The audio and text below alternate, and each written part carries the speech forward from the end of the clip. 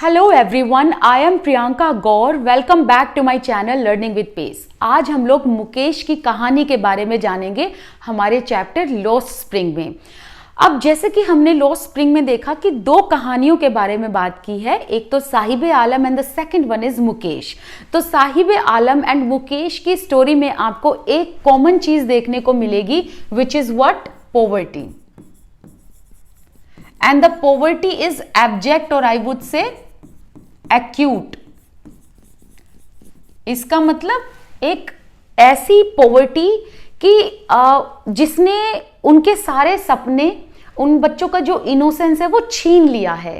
And एक ऐसी poverty जिसकी वजह से इनको चाइल्ड लेबर करना पड़ रहा है। ठीक है, अब इसके अलावा एक चीज और है, आप मुकेश की स्टोरी में एक चीज और जानोगे, विच इज थॉटलेस ट्रेडिशन। मतलब कि थॉटलेस ट्रेडिशन, या फिर एक तरीके से आप कह लो कि जो परंपरा चलती आ रही है एंसेस्टर्स से, या फिर जो हेरेडिटरी प्रोफेशन चलता आ रहा है, वो ही आगे आने वाले जनरेशन्स पर इम्पोज कर दिया जाता है। एक एग्जाम्पल लेते हैं, जैसे कि तुमने कई बार ये कहानी पढ़ी होगी ना अपनी एसएसटी वगैरह में, कि एक टाइम पर ऐसे लोगों की बिलीफ होते थे कि कुम्हार का बेटा कुम्हार बनेगा, एंड जिसके घर में लोहे का काम होता है वो लोहे का ही आगे जाकर काम करेगा, जिसके घर में एक तरीके से जैसे घड़े वगैरह बनाए जाते हैं तो आगे उनकी जनरेशन भी यही काम करेगी। They were not allowed to go beyond their hereditary profession. In a similar way Mukesh की आप स्टोरी में भी यही देखोगे कि मुकेश जहां से बिलोंग करता है, कहां से ये बिलोंग करता है? फिरोजाबाद से, which is a shanty town. And Firozabad में मोस्टली लोग जो हैं they were occupied in making the bangles. And वो बहुत ही पुरानी जनरेशन और इनकी पुरानी एक परंपरा थी कि ये लोग बैंगल मेकिंग ही करते आ रहे थे, तो आगे आने वाली जनरेशन को भी ये अपना ही काम सौंप देते थे। तो कहने का मतलब है कि जो आगे आने वाले यंग बच्चे थे, उन लोगों के पास बैंगल मेकिंग के अलावा कोई और अपॉर्चुनिटीज नहीं होती थी।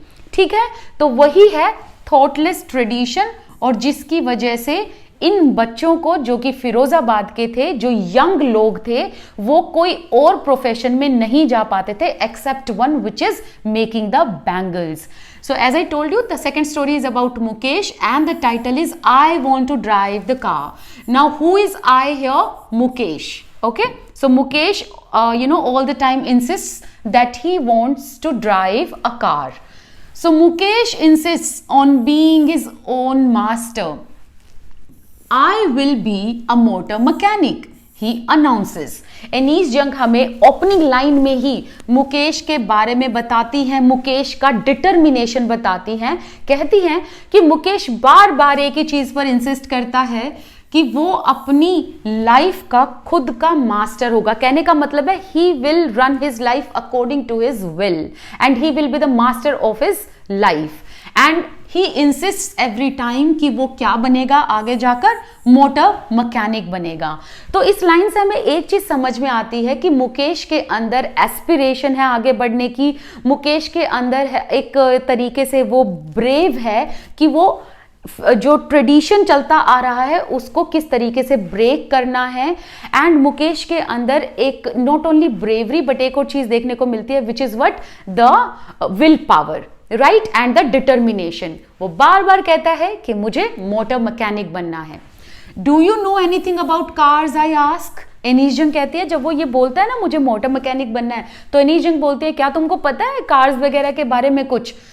तब ये कहता है Mukesh, I will learn to drive a car, कि मैं सीख लूंगा, कार चलाना मैं सीख लूंगा, मैं मोटर मैकेनिक बनना सीख जाऊंगा।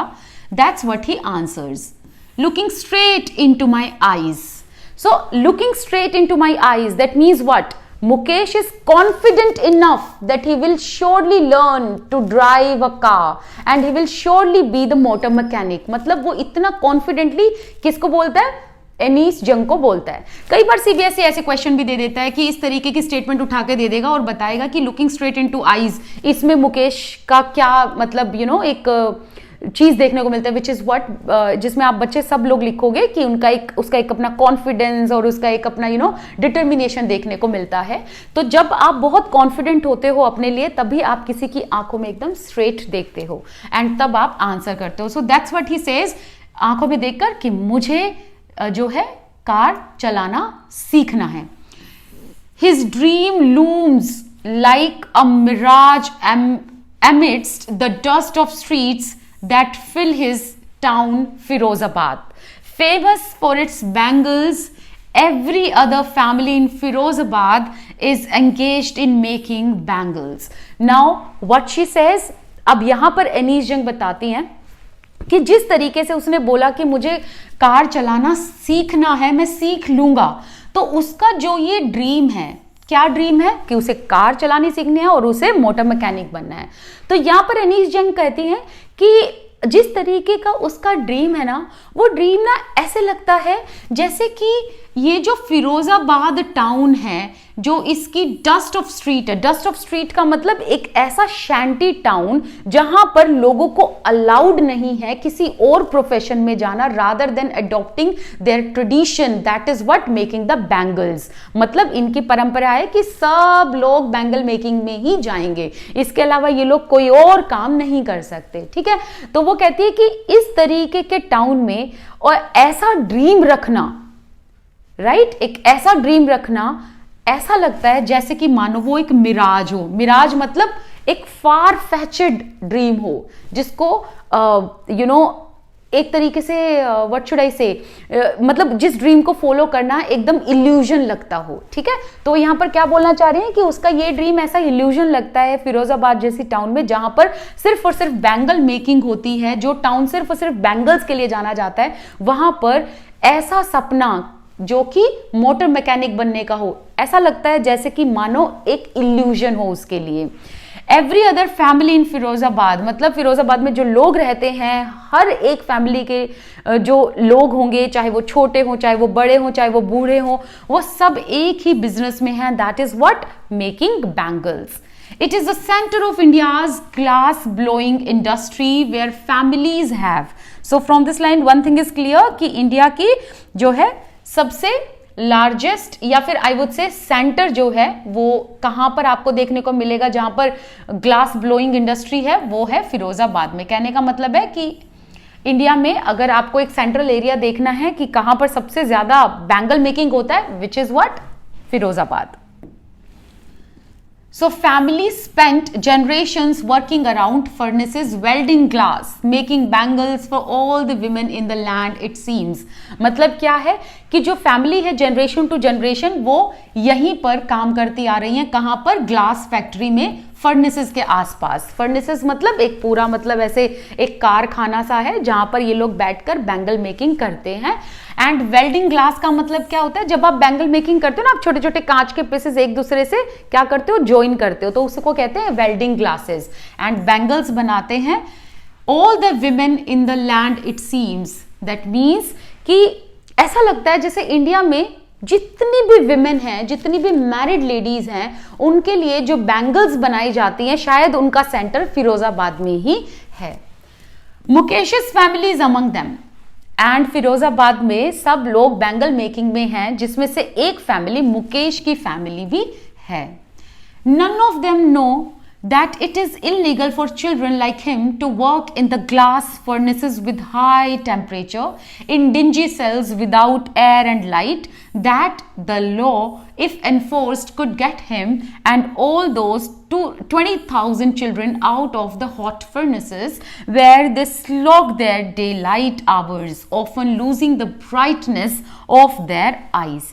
बहुत लंबी लाइन यहाँ पर लिखी गई है, लेकिन इसको हम ब्रेक कर करके पढ़ते हैं जिससे आपको अच्छे से समझ आए। So none of them, what does that means? That means कि फिरोजाबाद में जितने भी लोग हैं उनमें से किसी को शायद ये नहीं पता है कि बच्चों के लिए कारखाने में एक ऐसी जगह पर काम कराना जहां पर हाई टेम्परेचर हो एंड रूम्स डिंजी हो, डिंजी मतलब डार्क, एक ऐसी जगह पर काम कराना जो कि डार्क हो या हाई टेम्परेचर हो एंड जहां पर कोई वेंटिलेशन ना हो, ना एयर ना लाइट का कोई वेंटिलेशन हो, ऐसी जगह पर बच्चों से काम कराना इल्लीगल होता है। लेकिन हम तो फिरोजाबाद में क्या देख रहे हैं, हर छोटा बच्चा क्या कर रहा है, ग्लास फर्नेसेस में काम कर रहा है, मतलब वो बैंगल मेकिंग का काम कर रहा है, राइट। एंड फिरोजाबाद के लोगों को ये नहीं पता, ये लोग इतने अनएजुकेटेड हैं and they are devoid of all the rules and regulations and laws that they do not know it is illegal for the children to work in such an environment where there is high temperature and wherever they are working that place is dingy, मतलब बहुत dark है। अब तुम लोग ये कहोगे कि देखो, नो डाउट ये बात हम सबको पता है कि बच्चों को काम कराना, चाइल्ड लेबर एंड फोर्सफुल काम कराना इलीगल है। लेकिन डार्क सेल्स का मतलब यहाँ क्या है, क्या होता है ना कि डार्क सेल्स में जब हम बहुत देर तक काम करते हैं ना, सेल्स का मतलब क्या होता है, कारखाने, मतलब बड़े बड़े कारखाने जिनमें बहुत ज्यादा अंधेरा होता है, उससे ना हमारी आंखों पर इंपैक्ट आता है और आईसाइट बहुत जल्दी लूज हो जाती है। इसीलिए यहाँ पर डिंजी सेल्स की बात की गई है। इन बच्चों को ऐसी जगह पर काम कराया जाता है फिरोजाबाद में जहां पर ना एयर है ना लाइट है प्रॉपरली। एंड अगर हम फिरोजाबाद में इस लॉ को अप्लाई कर दें तो मुकेश के अलावा हमें 20,000 ऐसे बच्चे मिलेंगे जो यहां पर हॉट टेम्परेचर में इस सेल्स में, इन फर्नेसेस में काम करते हैं। एंड काम ही नहीं, इनफैक्ट वो डे लाइट आवर्स दे स्लॉग मीन्स वो बुरी तरीके से सुबह शाम इसी में लगे रहते हैं। डे लाइट आवर मतलब दिन का जितना भी टाइम होता है वो सारा इनका कहां चला जाता है, कारखानों में चला जाता है, बैंगल मेकिंग में। और जिसकी वजह से क्या होता है, they end up losing the brightness of their eyes. What does that means? अगर दिन में 12 घंटे हैं सो 8 से 10 घंटे ये इन कारखानों में काम करते हैं, ऐसे कारखाने जहां पर बहुत डार्कनेस होती है, तो इनकी आंखें जो होती है ना वो ज्यादातर ब्राइटनेस को झेल नहीं पाती हैं, क्योंकि दिन रात सिर्फ ये कहां काम कर रहे होते हैं, डिंजी सेल्स में, एक डार्क रूम में, राइट। एंड बचपन से ये लोग काम करते होते हैं तो बहुत जल्दी इनकी आंखों की जो ब्राइटनेस है वो चली जाती है, ठीक है। Mukesh's eye beam as he volunteers to take me home, which he proudly says it is being rebuilt. What does that means? कि जो मुकेश है वो एनीस जंग को बोलता है कि मेरे साथ मेरे जो है होम टाउन में चलो, मतलब फिरोजाबाद चलो। तो मुकेश जब ये बात बोलता है एंड वॉलंटियर मतलब वो अपनी मर्जी से एनीस जंग को अपने साथ लेकर जाता है खुशी खुशी। जैसे ही वो ये बोलता है एनीस जंग को कि चलो मैं तुमको मेरे घर लेकर चलता हूं, क्योंकि मेरे घर को अभी हमने रीबिल्ड कराया है। रीबिल्ड का मतलब क्या है, रेनोवेट। तो एनीस जंग कहती है कि जब मुकेश ये बात बोलता है ना कि मेरे घर को हमने जो है रेनोवेट कराया है एंड मैं तुमको वो घर दिखाने जाता हूं, तो उसकी आंखों में एक बीम मतलब एक अलग सा स्पार्क, एक अलग सी चमक आ जाती है और बड़ा खुशी खुशी बोलता है कि चलो मैं तुमको ना अपने घर लेकर चलता हूं, मेरा घर ना अभी अभी रेनोवेट हुआ है। अब यहां पर एक चीज ध्यान रखना, कई बार ये क्वेश्चन भी आ सकता है ना, हायर चांसेस होते हैं कि सीबीएसई आजकल इस तरीके से क्वेश्चंस देता है, ऐसे बीच की लाइन उठाकर आपको उसका रेफरेंस पूछ लेगा। सो 3-4 ऑप्शन होंगे जिसमें आपको क्या आंसर करना पड़ेगा कि यहां पर इस लाइन का मतलब ये है कि पीपल लाइक हिम, जिनके पास लिमिटेड रिसोर्सेज हैं, ठीक है, जिनके पास पैसा नहीं है उतना, उनके लिए घर रिबिल्ड कराना, घर को रेनोवेट कराना इज अ बिग थिंग। तो इसीलिए उसकी आंखों में एक अलग सा स्पार्क होता है जब वो ये बात अपनी जो है एक्वेंटेंस, क्योंकि अब एनीस जंग एक तरीके से इसकी एक्वेंटेंस हो गई है, एनीस जंग को जानने लगा था, एनीस जंग इसको जानने लगी थी, तो उसकी आंखों में एक अलग सी चमक आ जाती है जब वो एनीस जंग को कहता है कि मेरे साथ मेरे घर चलो। एंड वो ये बात बहुत ही प्राउडली कहता है, because it is again difficult for the people like him it is very difficult for them to rebuild their house, to renovate their house, because they have the limited resources around them. We walk down stinking lanes choked with garbage. अब वो कहती है कि Annie's जंग कि जब वो उसके साथ फिरोजाबाद उसके घर तक गई तो वो जब जा रही थी वहां पर, तो जो लेन्स थी, लेन्स मतलब जो गलियां थी, वो कैसी थी, स्टिंकिंग थी, बहुत ही डर्टी, एंड उनमें से स्मेल आ रही थी। एंड उन लेन्स पर, उन स्ट्रीट्स पर गार्बेज था। Choked with garbage means filled up with garbage. Past homes that remain hovels with crumbling walls, wobbly doors, no windows, crowded with families of humans and animals coexisting in a primeval state। इसका मतलब क्या है, यहां पर यह बताया गया है कि जो भी घर वहां उन्होंने देखे वो घर hovels थे। hovels मतलब एक ऐसा area which is I would से not fit for human beings, या एक ऐसी जगह, एक ऐसा प्लेस जो कि ह्यूमन बींग्स के लिए सुटेबल नहीं है रहने के लिए। तो सभी एकदम घर ऐसे थे, बिल्कुल होवल्स, बिल्कुल सुटेबल नहीं लग रहे थे लोगों के लिए। प्लस जितनी भी दीवारें वहां थी वो क्रम्बलिंग थी, एकदम बिल्कुल टूटने फूटने को हो रखी थी। एंड सभी घरों में दरवाजे वोबली थे। वोबली मतलब वो लड़खड़ाए हुए, मतलब स्टैगर्ड डोर्स थे। एंड ना विंडो थी ना कुछ और। एंड घर में इतनी भीड़ भाड़, जैसे कि कोई पुराने जमाने के लोग जो रहते थे ना, एक ही घर में एनिमल है, एक ही घर में उन्होंने, वो खुद रह रहे हैं, एक ही घर में उन्होंने पशुपालन कर रखा है, राइट। तो यहां पर यह बताया गया कि पुराने जमाने जैसा हिसाब किताब था, एंशियंट टाइम पीरियड जैसा, ठीक है। तो वो कहना चाह रही है कि लोग ओके, मतलब फिरोजाबाद में लोग अभी भी एंशियंट टाइम पीरियड की तरह रह रहे थे, कोई उनमें डेवलपमेंट नहीं हुआ था। वो बिल्कुल क्राउडेड से एकदम ऐसी लेन में रहते थे जहां पर बहुत कंजेशन रखता था, ऐसे लगता था जैसे कि एकदम सफोकेट हो जाए इंसान। He stops at the door of one such house, bangs a wobbly iron door with his foot and pushes it open. We enter a half-built shack. In one part of it, thatched with dead grass, is a firewood stove over which sits a large vessel of sizzling spinach leaves. What do you mean by that? यहाँ पर क्या बताया है, यहाँ ये बताया है कि जब वो लोग जा रहे थे तो मुकेश एक ऐसे दरवाजे पर रुका जो कि वोबली था, एंड उसने उस दरवाजे को बैंग किया, मतलब एकदम से पैर से बैंग किया ताकि वो दरवाजा खुल जाए। अपने पैरों से उसने उस दरवाजे को बैंग किया, पुश किया, खोला उस दरवाजे को।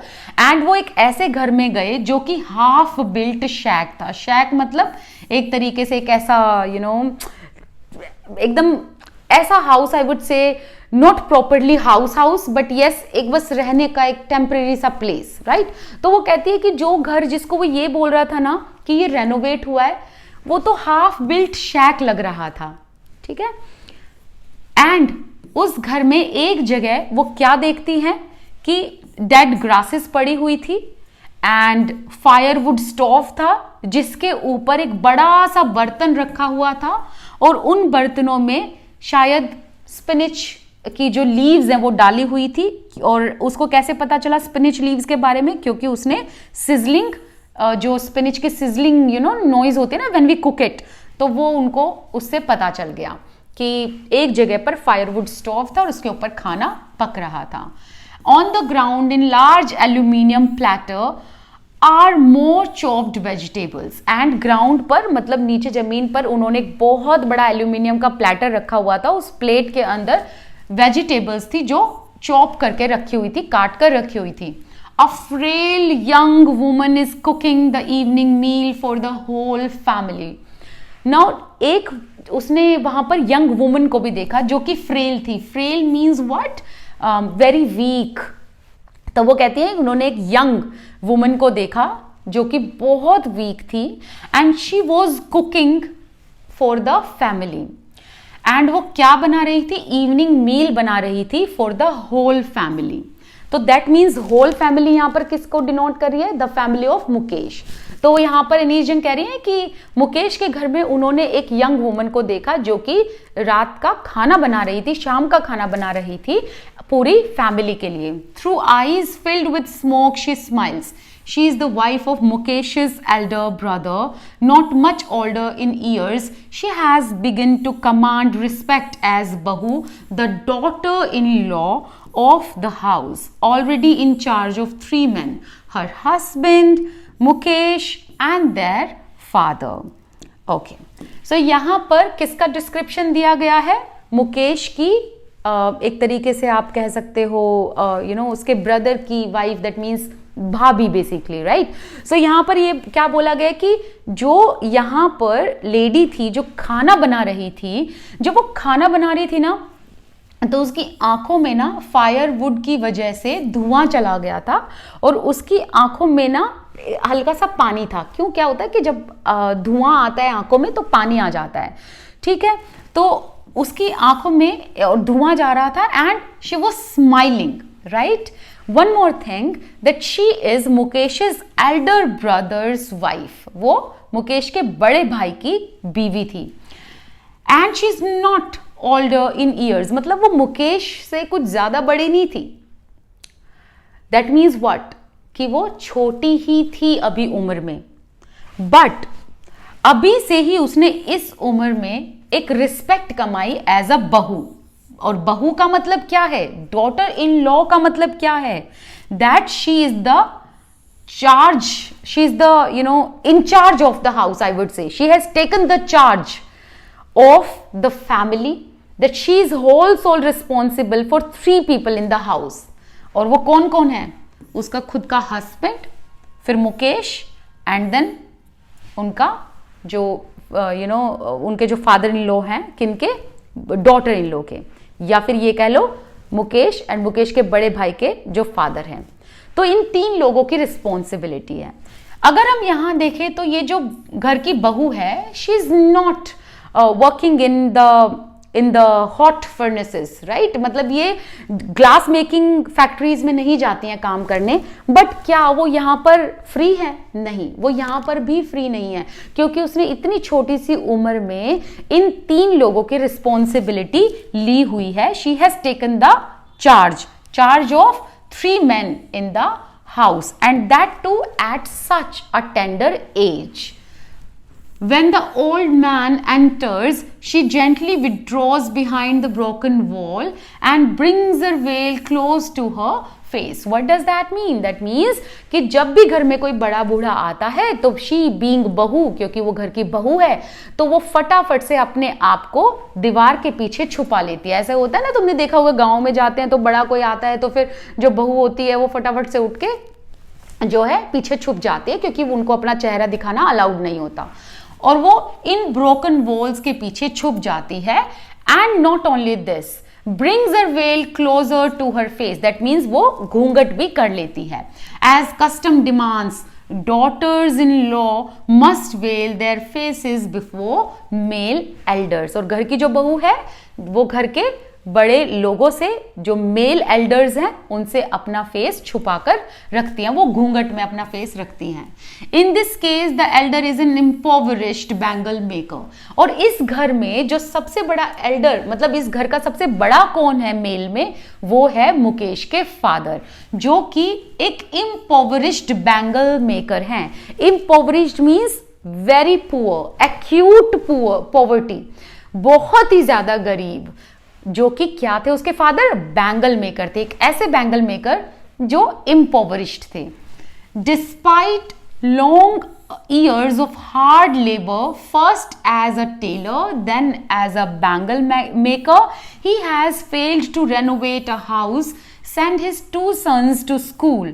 All he has managed to do is teach them what he knows and the art of making bangles.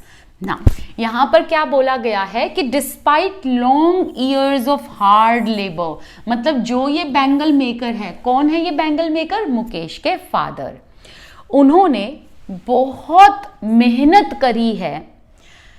कैसे? पहले वो टेलर का काम करते थे, फिर उन्होंने बैंगल मेकिंग का काम शुरू किया, एंड उन्होंने इस घर को बनाने के लिए जो मेहनत लगाई थी वो मेहनत भी पूरी नहीं हो पाई, क्योंकि इन्होंने जब इस घर को रेनोवेट कराने का सोचा तो वो हाफ बिल्ट था, मतलब वो पूरा रेनोवेट नहीं हुआ था। लेकिन फिर भी इन्होंने अपने बच्चों को बैंगल मेकिंग सिखाया. So look at the line again. Despite long years of hard labor, first as a tailor, then as a bangle maker, he has failed to renovate a house, send his 2 sons to the school. ना वो अपने बच्चों को school भेज पाए, ना ही वो अपना घर प्रॉपरली रेनोवेट कर पाए. बट यस, वो एक चीज जो मैनेज कर पाए वो क्या थी? वो चीज अपने बच्चों को सिखाना जो उनको आती है, जो उनको अपनी फैमिली से मिली. And that is what? The art of making bangles. कि जो बैंगल्स है उसको कैसे बनाया जाता है. और यहां पर बैंगल्स भी कौन सी है? ग्लास बैंगल्स, जिसे हम कांच वाली जो चूड़ियां होती हैं उसको बोलते हैं, राइट?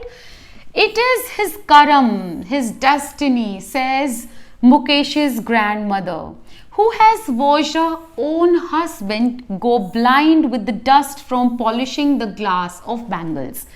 जब एनीस जंग यहाँ पर इस चीज के बारे में जानना चाहती हैं कि जो मुकेश है या मुकेश के जो फादर हैं या मुकेश की जो फैमिली है या फिरोजाबाद के जो भी लोग हैं वो सिर्फ बैंगल मेकिंग में क्यों ही हैं और मुकेश के फादर बैंगल मेकिंग में क्यों थे, तो इस बात पर मुकेश की ग्रैंड मदर कहती है कि वो उसका कर्म है, वो उसकी डेस्टिनी है.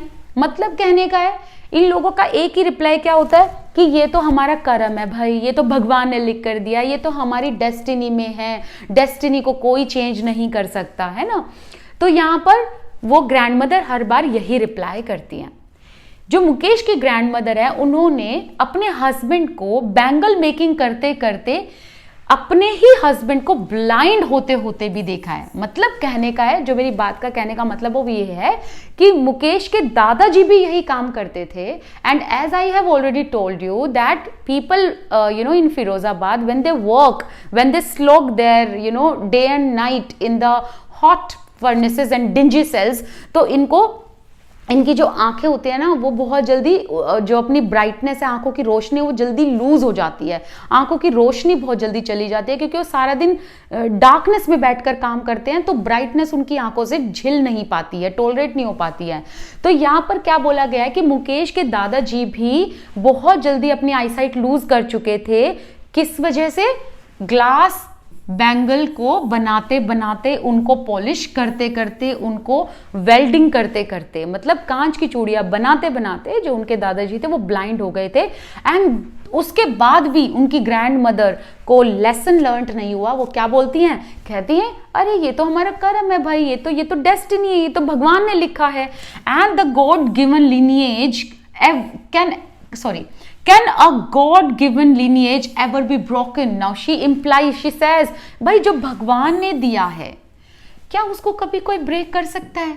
तो वो कहना चाह रही है कि हमारी जो लीनिएज है, मतलब जो हमारी पुश्तें चलती आ रही हैं, ये तो हमारा फैमिली ट्रेडिशन है बैंगल मेकिंग करना. ये तो हमारे शुरू, मतलब जब से हम लोग जानते हैं, जितना अपने दादा परदादा और जितने भी एंसेस्टर्स के लोग रहे हैं वो सब लोग यही काम करते थे. ये तो भगवान ने दिया हुआ है हमें, ये तो हमारी डेस्टिनी है.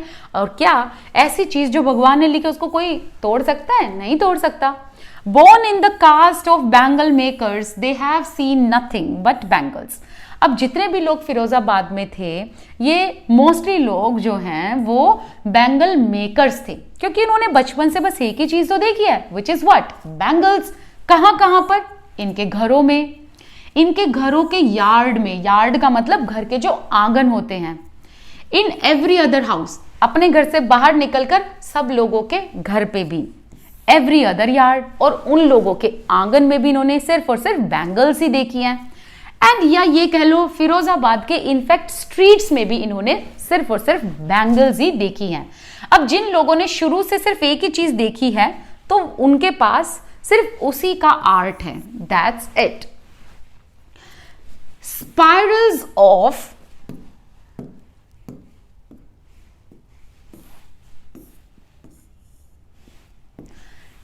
Bangles, Sunny gold, paddy green, royal blue, pink, purple, every color born out of the 7 colors of the rainbow lying in the mounds of uncamped yards are piled on 4-wheeled handcrafts pushed by young men along the narrow lanes of the shanty town.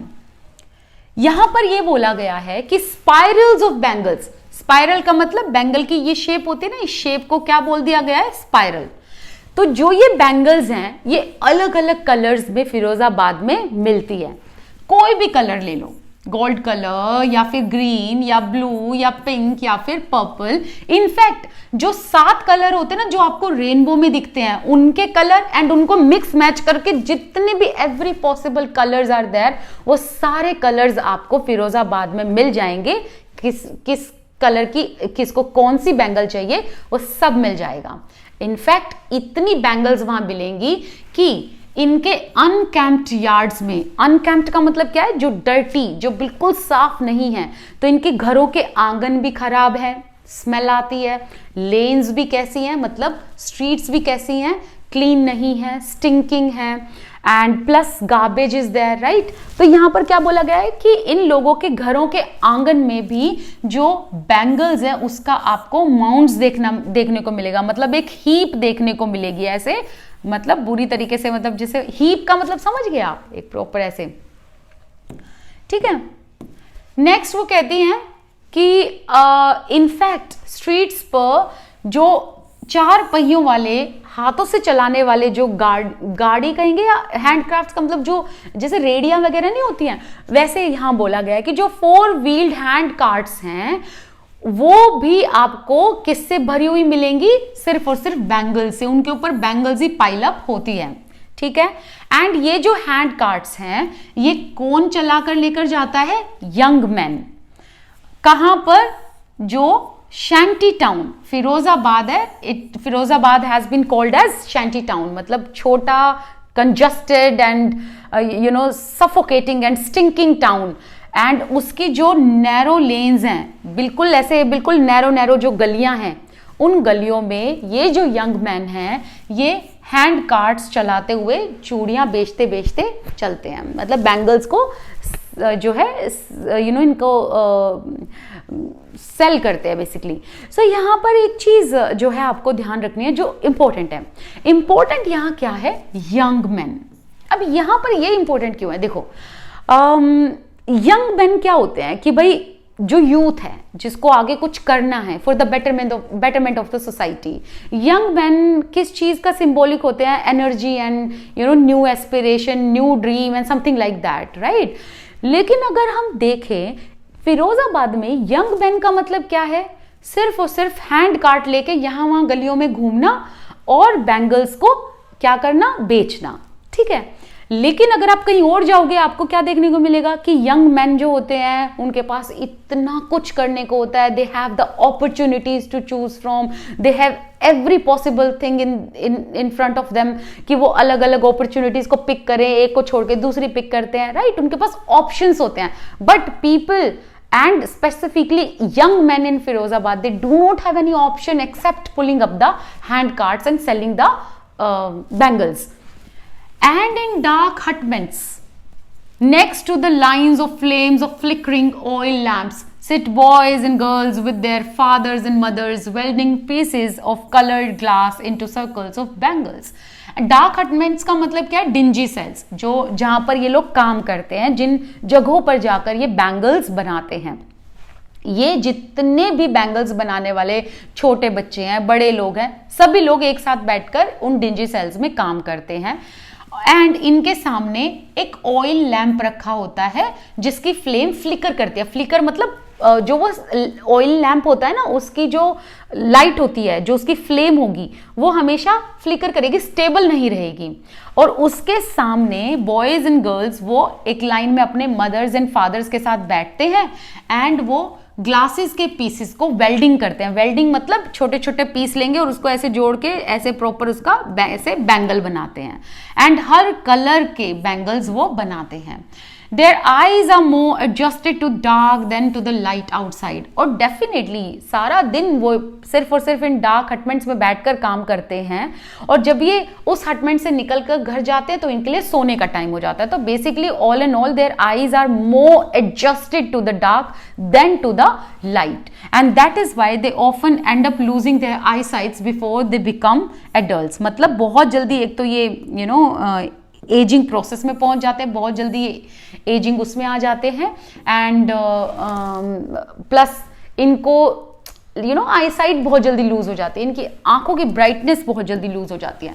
Savita, a young girl in drab pink dress, sit alongside an elderly woman soldering pieces of glass. As her hands move mechanically like tongues of machine, I wonder if she knows the sanctity of the bangles she helps make. It symbolizes an Indian woman's suhag, auspiciousness in marriage. तो यहाँ पर Annie's जंग हमें बताती है कि इन्हीं जगहों पर, मतलब जहाँ पर ये ग्लासेस वगैरह बनाई जाते हैं, उनमें से एक सेल में एक सविता नाम की यंग गर्ल काम करती है, जिसमें पिंक कलर की एक ड्रैब पिंक, ड्रैब मतलब फीका फीका सा पिंक कलर है, वो ड्रेस पहनी हुई है। और वो एक किसके साथ बैठी है? एल्डर लेडी के साथ बैठी है, एक वो वुमन जो ऑलरेडी मैरिड है। गर्ल का मतलब अनमैरिड, वुमन का मतलब मैरिड। अब यहाँ पर समझना तुम मेरी बात को। तो ये जो सविता है, जो अभी छोटी सी एक बच्ची है, वो क्या कर रही है? ग्लास के पीसेस को, मतलब छोटे छोटे कांच के टुकड़ों को सोल्डर कर रही है। सोल्डर का मतलब क्या होता है? जॉइन। एंड छोटे छोटे उनको जोड़कर ऐसे सर्कल में फिर वो क्या बना देती है? बैंगल्स की शेप बना देती है। एंड ये जो सविता है ना, इसके अंदर इतना मतलब एक छोटी सी बच्ची है, इसको भी इतने अच्छे से बैंगल बनानी आती है कि उसके हाथ ना टंग्स ऑफ मशीन की तरह चलते हैं। मतलब ऐसे फटाफट दोनों हाथों का यूज करके वो फटाफट से क्या बना रही है? मतलब बैंगल्स बना रही है। अब यहाँ पर एनीस जंग कहती है कि मैंने जब उसको देखा तो मुझे तो ये सोच के हैरानी हुई, क्या इस छोटी सी बच्ची को ये पता है कि जो बैंगल्स ये बना रही है इसका मतलब क्या है, इसकी प्योरिटी क्या है? सैंक्टिटी का मतलब, इसका मीनिंग, इसकी प्योरिटी क्या है ना। बैंगल्स में एक प्योरिटी ढूंढी जाती है ना, तो वो कह रही है कि क्या इसको पता है ये बैंगल्स कितने प्योर हैं। एंड फिर वो कहती है एनीस जंग कि बैंगल्स को ना इंडिया में विमेंस सुहाग माना जाता है, मतलब इसे इतना शुभ माना जाता है, ऑस्पिशियस माना जाता है शादी में, कि लड़कियों को जब उनकी शादी हो जाती है तो उनको कांच की बैंगल्स पहनाई जाती हैं। It will dawn on her suddenly one day when her head is draped with red veil, her hands dyed red with henna, and red bangles rolled onto her wrists. फिर यहाँ एनीस जंग कहती है शायद वो एक दिन ये समझ जाएगी। It will dawn on her suddenly, that means एक दिन वो डेफिनेटली इस चीज को समझ जाएगी सडनली, जब उसके हाथों में मेहंदी लगी होगी और उसने रेड कलर का घूंघट पहना होगा, क्योंकि दुल्हन है ना, रेड कलर का ड्रेस पहनेगी तो रेड कलर का घूंघट किया हुआ होगा, हाथों में रेड कलर की मेहंदी लगी होगी, हिना का मतलब मेहंदी लगी होगी, एंड रेड कलर की उसने बैंगल्स पहनी होंगी अपनी कलाई में, अपने रिस्ट में। उस दिन उसको समझ आएगा क्या कि बैंगल्स का क्या मतलब है एक मैरिड विमेन की लाइफ में। She will then become a bride like the old woman beside her who became one many years ago. Now अब एनीस जंग कहती है कि एक दिन जब वो ब्राइड बन जाएगी ना, तब उसको इन बैंगल्स का इंपॉर्टेंस समझ आएगा, नॉट बैंगल मेकिंग, बैंगल्स का इंपॉर्टेंस समझ में आएगा। एंड फिर वो यहाँ पर एनीस जंग एक और चीज कहती है कि सविता जिसके साथ अभी बैठी हुई है ना, ओल्ड वुमन, तो ये वुमेन ऑलरेडी मैरिड है और इसको ऑलरेडी बहुत सालों पहले पता चल गया था कि एक सुहाग की निशानी होती है बैंगल्स, राइट। लेकिन यहाँ पर मतलब इतनी चीजें बताने का मतलब क्या है? यहाँ पर इतनी चीजें बताने का मतलब यही है कि जब सविता इन बैंगल्स का इंपॉर्टेंस सीख जाएगी, क्या उसको कहीं ना कहीं she would get a relief? No, she wouldn't. In fact उसकी अगर शादी भी हो जाती है, that won't change her life, उसको तब भी यही काम करना पड़ेगा। And she will not get what should I say, basically Savita के all the initiatives are killed because she is slogging day and night in the hot furnaces of dingy cells. So अगर उसकी शादी हो जाती है, she would definitely get to know the importance of bangles, but that doesn't mean this importance will will somehow take her out from the poverty or from the abject poverty. मतलब अगर उसने शादी कर ली, उसको importance पता चल गई bangles की, उसका मतलब ये नहीं है ना कि इसको ये चीज इसकी गरीबी से निकाल देगी, ऐसा नहीं होगा। ये तब भी उतनी ही गरीब रहेगी जितनी आज है। मतलब बैंगल्स इसकी जिंदगी में कुछ नया चेंज नहीं लाएंगे। ऑल एंड ऑल यहाँ ये कहने का मतलब है। अब ये चीज कहाँ से पता चलती है? हमें आगे पता चलती है, क्योंकि जो लेडी ऑलरेडी मैरिड है तो वो क्या बोलती है ना, वो कहती है एक वक्त शेर भर खाना भी नहीं खाया। ठीक है, अब हम इस बात को समझते हैं वो क्या कहना चाहती है। She still has bangles on her wrist. तो सविता के साथ में जो एल्डर वुमन बैठी है उसके हाथों में आज भी बैंगल्स हैं, बट क्या उसकी आंखों में रोशनी है? नो। कहने का मतलब है हाथों में बैंगल्स हैं, ठीक है, इसकी इंपॉर्टेंस वो समझ गई है कि एक मैरिड लाइफ की जिंदगी में इसकी इंपॉर्टेंस क्या है। क्या इस इंपॉर्टेंस ने उसकी आंखों की रोशनी वापस ला दी? नहीं। क्या इस इंपॉर्टेंस ने उसको पेट भर खाना दिया? नहीं। तभी तो वो कहती है कि एक वक्त भी पेट भर खाना नहीं खाया। दैट मीन्स आज भी जितने लोग यहां बैंगल मेकिंग करते हैं उनको भर पेट खाना नहीं मिलता, ठीक है। बट अगर खाना नहीं मिलता तो फिर दिक्कत कहां है? दिक्कत यह है कि इनके ऊपर ये जो बैंगल मेकिंग ट्रेडिशन है इसको इम्पोज कर दिया जाता है। इम्पोज करने का मतलब क्या हो गया कि इनको जो है बेसिकली इसी काम में आगे आगे आना पड़ेगा, ठीक है। तो यहां पर ये चीज कही गई है। शी सेज एक वक्त शेर भर खाना भी नहीं खाया, in a voice drained of joy. और जब वो ये बात कहती है उसकी बातों में कोई ऐसा मतलब इंजॉयमेंट नहीं होता है। She has not enjoyed even one full meal in her entire lifetime. मतलब एक टाइम उसने ऐसा नहीं हुआ कि एक मील उसने पेट भर के खाया हो। That's what she has reaped. मतलब कि ये बैंगल्स को बनाते बनाते और इन्हीं बैंगल्स को पहनते पहनते उसको क्या मिला? Nothing. She got nothing accept lost her eyesight, the brightness as well as what? The hunger, ठीक है। मतलब भूखे पेट रही, हंगर मिला, and what else? As I told you कि आंखों की eyesight. Her husband, an old man with a flowing beard, says, I know nothing except bangle making. All I have done is make the house for the family to live in.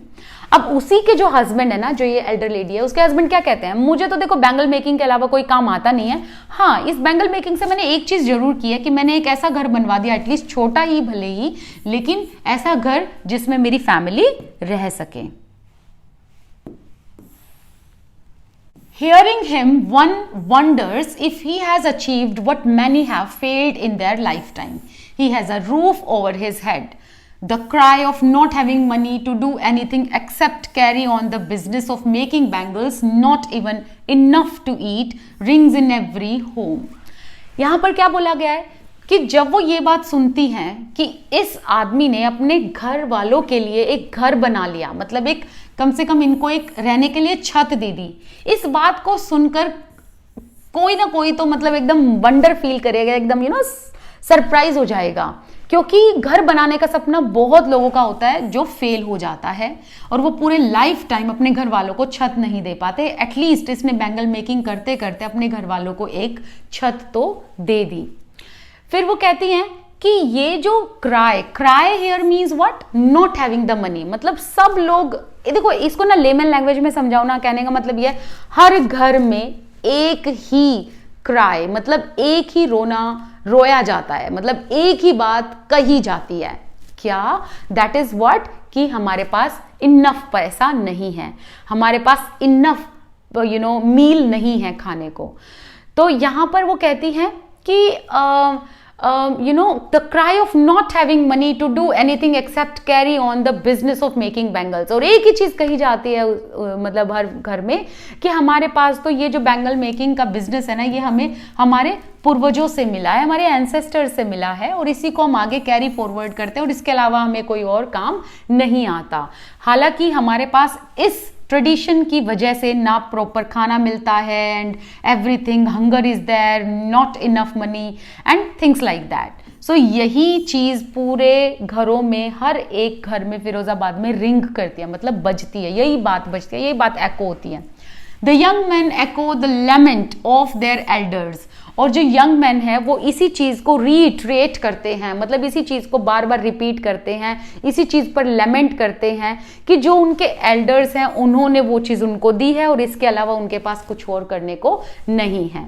Little has moved with time, it seems, in Firozabad. Years of mind-numbing toil have killed all the initiatives and ability to dream. अब यहाँ पर ना नीज जंग कहती है कि फिरोजाबाद में अगर आज आप जाके देखोगे ना, थोड़ा बहुत चेंज आया है, ज्यादा नहीं बट थोड़ा बहुत चेंज आया है फिरोजाबाद में। पर एक चीज है कि ये जितने भी यंग मैन है ना, इनके सारे के सारे जो इनिशिएटिव्स हैं, इनिशिएटिव्स का मतलब ड्रीम्स एंड जो इनके फ्यूचर प्लान्स होते हैं, वो इन यंग मैन के, इस यूथ के सारे फ्यूचर प्लान किल हो जाते हैं, मर जाते हैं। क्यों? क्योंकि सारा दिन ये फर्नेसेस में बैठकर एक ऐसा टॉयल, एक ऐसा हार्ड वर्क वाला काम करते हैं जिससे इनका माइंड नमिंग हो जाता है। माइंड नमिंग मतलब जैसे कि क्या होता है ना कि इंसान बुरा तरीके से काम कर रहा है, बुरी तरीके से काम कर रहा है और इतना थक गया, अब उसको घर जाते सिर्फ अपना बेड दिखेगा और कुछ नहीं दिखेगा और उसको सो जाए और वो सो जाएगा। ठीक है, कहने का मतलब है कि पूरा दिन इतना काम करते हैं कि इनका माइंड नम हो जाता है, इनका माइंड प्रोसेस नहीं करता फिर, और ये इतने थक जाते हैं कि इनके सारे इनिशिएटिव, सारे जो ड्रीम है ना, वो धरे के धरे रह जाते हैं। कहने का मतलब दे were not having the, or they are not having the capability to follow their dreams. So their abilities, their capabilities, ये सारी की सारी किससे किल हो जाती है? इस हार्ड वर्क से, that they do in the hot furnaces while making bangles. Why not organize yourselves a cooperatives? तो इनीस जंग ने पूछा कि यार तुम लोग जो है, जितने भी तुम लोग एक यंग पीपल हो, तुम लोग तो कुछ अपने ड्रीम्स वगैरह फॉलो कर सकते हो, और अगर नहीं तो कम से कम तुम अपना एक कोऑपरेटिव तो तैयार करो। कोऑपरेटिव का मतलब एक फर्म, एक लीगल फर्म। कौन सी फर्म? एक लीगल फर्म, जो तुम्हारे लिए लोग आवाज उठाएं। एक एग्जाम्पल देती हूँ। क्या होता है ना कि वर्कर्स जो होते हैं ना, उनका एक एक व्हाट शुड आई से, एक प्रीफेक्ट टाइप का आदमी होगा, एक उनका एक I am lacking the correct word, नेता। यस, इनका एक लीडर होता है ना, वर्कर्स का एक लीडर होता है जो उनके लिए आवाज उठाता है, जो आगे जाकर बात करता है। तो यहाँ पर वो यही कह रही है कि तुम जितने भी यंग मैन हो, तुम अपना कोऑपरेटिव क्यों नहीं बनाते? एक फर्म बनाओ अपनी। ठीक है, तुमको कोई गाइड करने वाला तो होना चाहिए। I ask a group of young men who have fallen into the vicious cycle or circle of middlemen who are trapped their fathers and forefathers. तो यहाँ पर वो कहती हैं एक ग्रुप से, कहती है कि तुम एक काम क्यों नहीं करते, तुम लोग अपना कोऑपरेटिव शुरू करो ना यार, तुम लोग एक ऐसा ग्रुप बनाकर एक अपना एक लीडर बनाओ जो तुमको गाइड करे। और ये बात वो किसको कहती हैं? उन लोगों को जो यंग मैन एक विशियस साइकिल में फंसे हुए हो, एक ऐसी साइकिल जिसमें से निकलना मुश्किल है। और विशियस साइकिल किसकी? मिडिलमैन की। मिडिलमैन कौन होते हैं? जो पैसे उधार देते हैं। तो ये जो मिडिलमैन है ना, इन्होंने इन यंग मैन के फादर्स एंड फोर फादर्स को भी फंसाया था।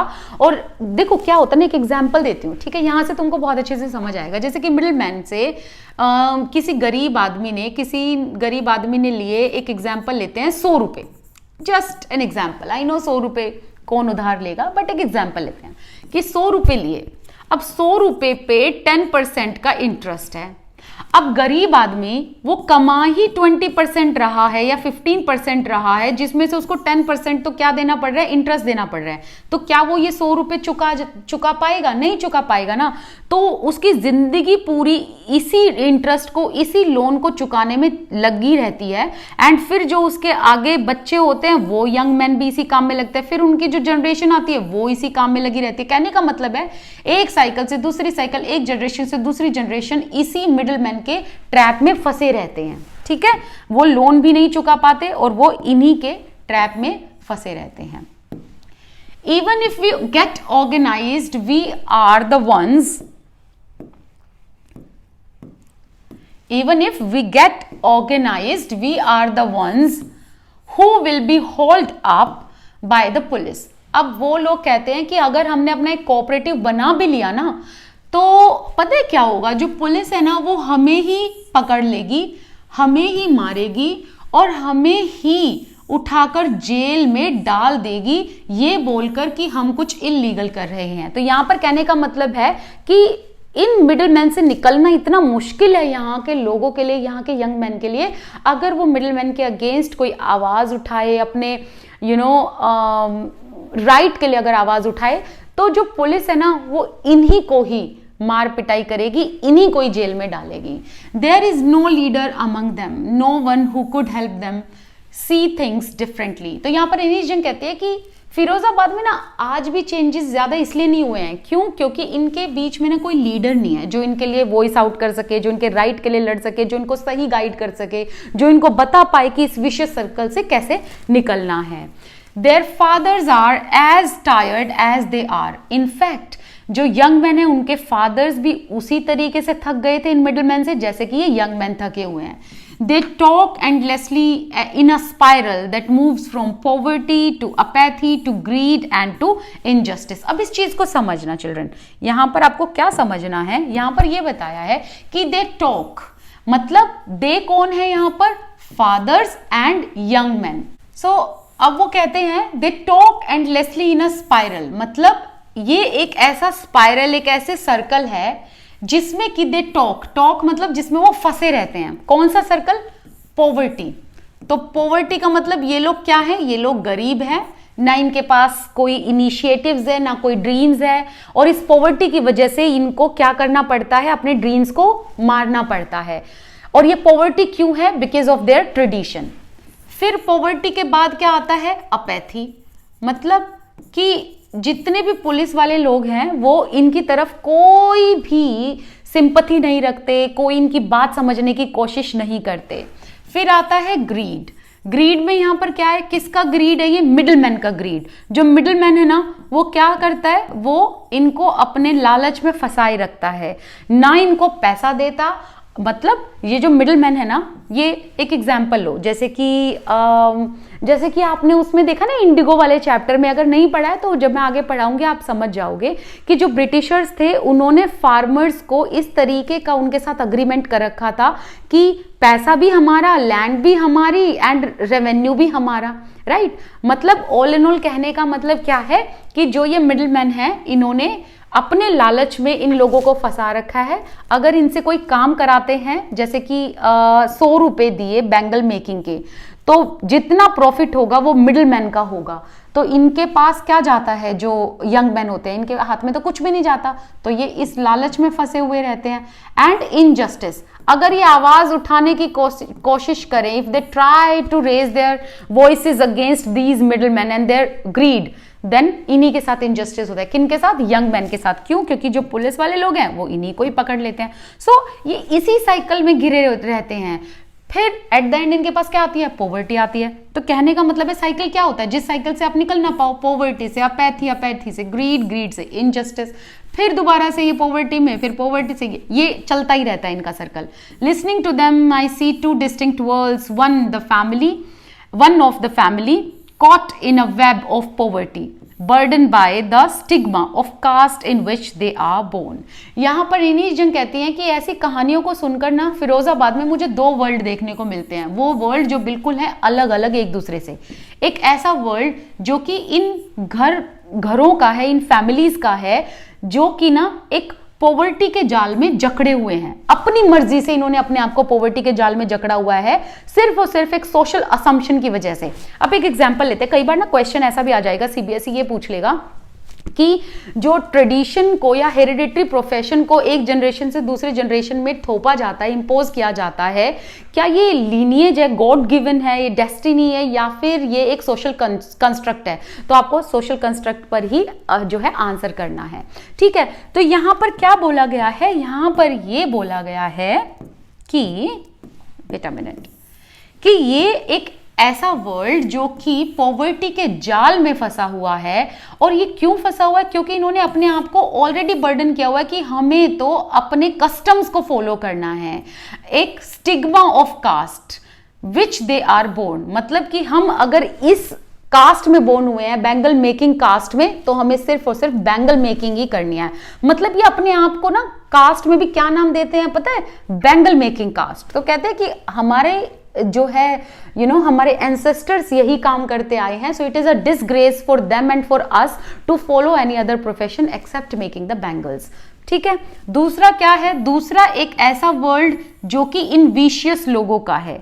ये विशियस लोग जो कि इन गरीब लोगों का फायदा उठाते हैं।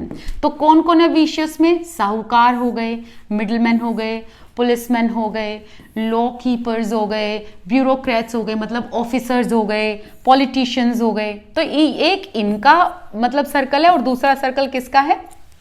इस वेब ऑफ पॉवर्टी का, जो कि सिर्फ और सिर्फ थॉटलेस ट्रेडिशन के बेसिस पर चलता है।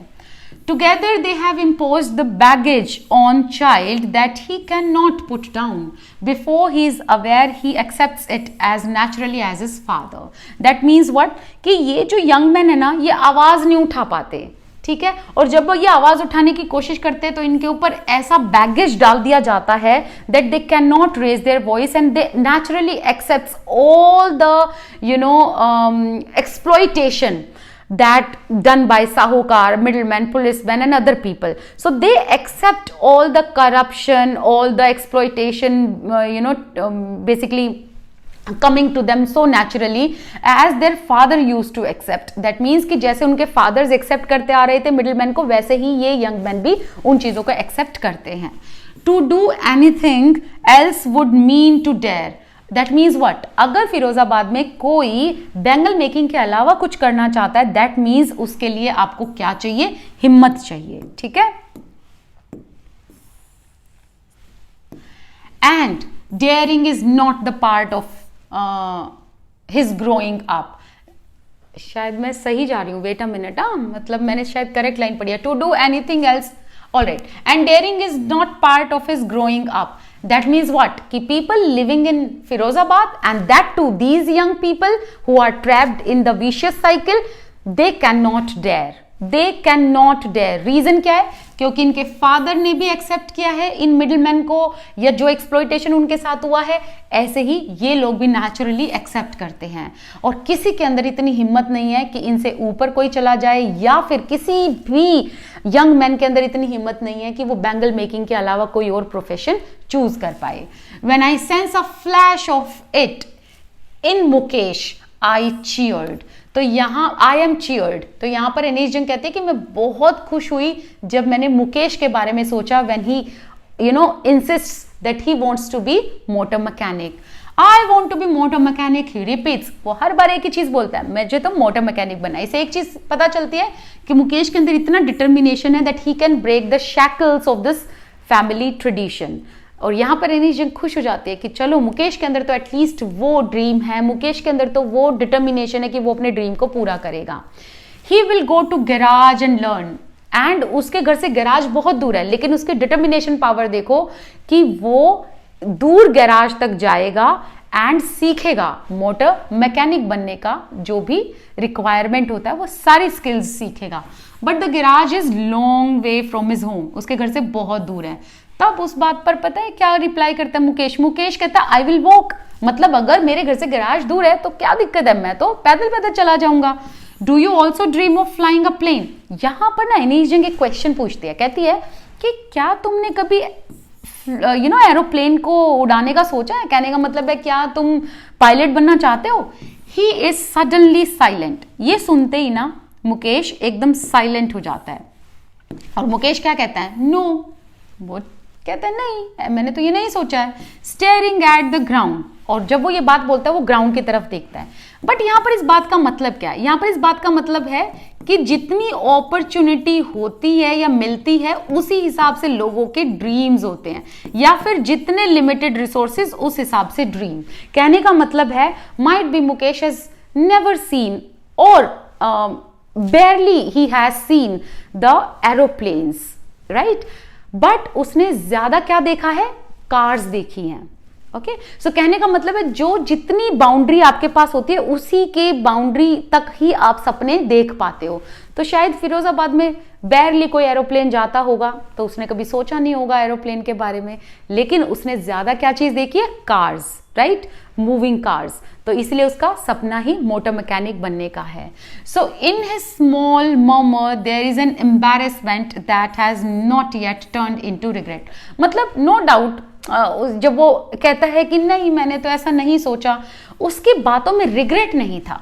क्यों नहीं था? क्योंकि एक तो डिटरमिन्ड था वो एक ही चीज के लिए, दूसरा कि उसके पास वो सपने हैं ही नहीं जो उसने देखे ही नहीं है. कहने का मतलब जब उसने एरोप्लेन ही ढंग से नहीं देखा तो वो कैसे वो सपने ले पाएगा? सो limited resources, limited opportunities and limited dreams. He is content to dream of cars that he sees hurtling down the street of his town. Hurtling means moving.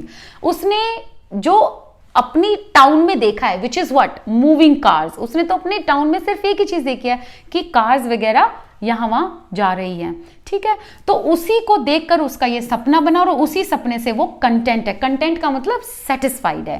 Few airplanes fly over Firozabad and he is not regretting not being the pilot, why, और not having the dream of becoming the pilot, reason being क्योंकि उसने aeroplanes ही बहुत कम देखे हैं, उसने airplanes ही फिरोजाबाद के ऊपर जाते हुए बहुत कम देखे हैं, तो इसीलिए उसके ड्रीम भी उतने ही लिमिटेड है जितना लिमिटेड वो एरिया है।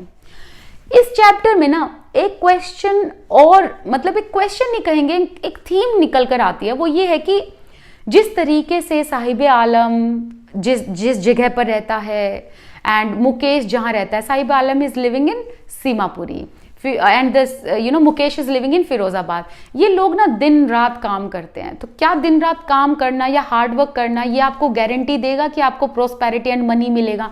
नहीं, ऐसा नहीं है। तो ये भी हमें एक थीम देखने को मिलती है।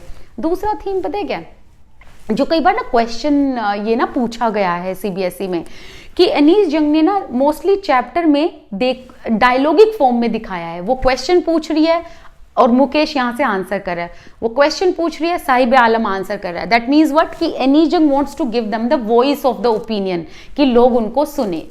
तीसरा यहाँ पर ये चैप्टर लिखने का रीजन ये है कि अनीस जंग हम सबको ये बताना चाहती हैं कि अगर हमें इन लोगों को इनकी पॉवर्टी से ऊपर अपलिफ्ट करना है, इन लोगों को अपॉर्चुनिटीज देने हैं, इनके बेसिक राइट्स इनको देने हैं, तो उसके लिए सिर्फ एक नहीं, हम सबको मिलकर काम करना पड़ेगा। And that's how we can uplift their life, we can uplift them, ठीक है।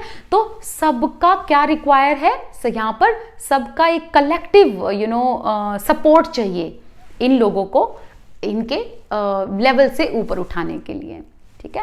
And thank you so much for watching this video. अगर आपको अभी भी कोई डाउट है ना, आप मुझे कमेंट सेक्शन में लिख सकते हैं। एंड इसके अलावा जो है आप लोग में लाइक इन वीडियोस के साथ साथ आप लोग राइटिंग स्किल्स की भी वीडियोस देख सकते हैं।